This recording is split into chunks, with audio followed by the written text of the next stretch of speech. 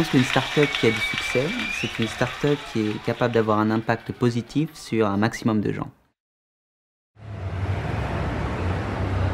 Je suis arrivé à Shanghai pour la première fois en février 2011 et j'ai eu de la chance parce que j'ai commencé la boxe à cette époque-là.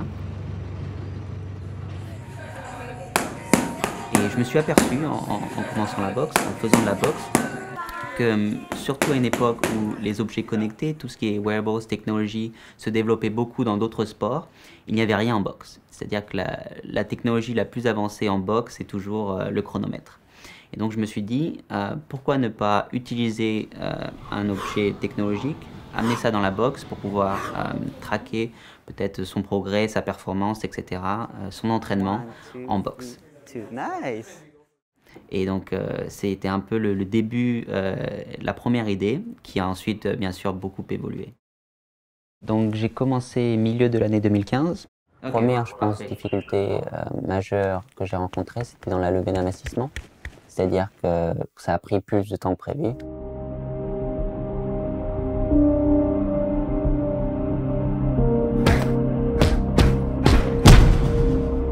Je crois que quand j'ai reçu mon premier investissement, il me restait à peu près 120 € en poche. Je pense que quand j'ai commencé, j'étais pas prêt non plus. Donc j'avais pas le prototype qui marchait super. J'y suis allé tout au début vraiment avec une idée et puis un peu plus tard un prototype pas terrible. Et seulement après, quand j'ai pu engager la team qui ont vraiment renforcé le produit, j'ai pu convaincre le premier investisseur. But what we're actually doing is building a platform that we can easily adapt to other sports. Bien sûr, quand ça arrive, c'est super, c'est la délivrance et on peut se reconcentrer sur le développement produit.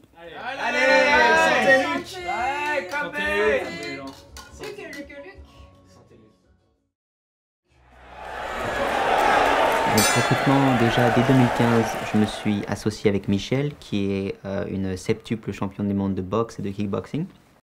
I mean, there'll be different classes, Yeah, but yeah, we I need was to going to do say, but one you that need a appeals to one-on-one both. foundation class. Et puis après, j'ai eu beaucoup de chance. J'ai fait des événements entrepreneurs où j'ai rencontré des gens, et particulièrement deux membres clés de notre équipe maintenant, qui ont rejoint après cet événement. Ils ont trouvé que le projet était intéressant et ils ont décidé de rejoindre.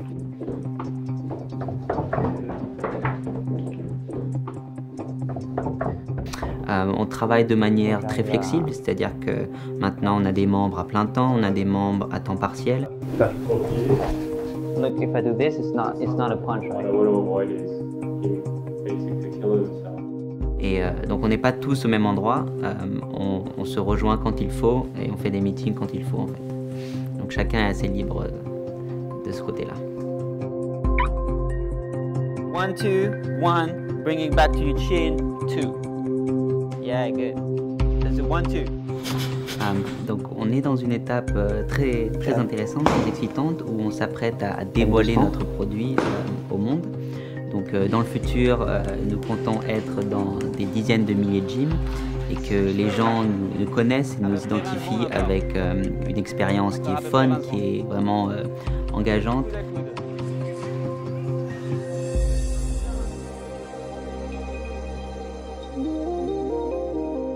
Je pense qu'être entrepreneur et être boxeur, ça a beaucoup de similarités.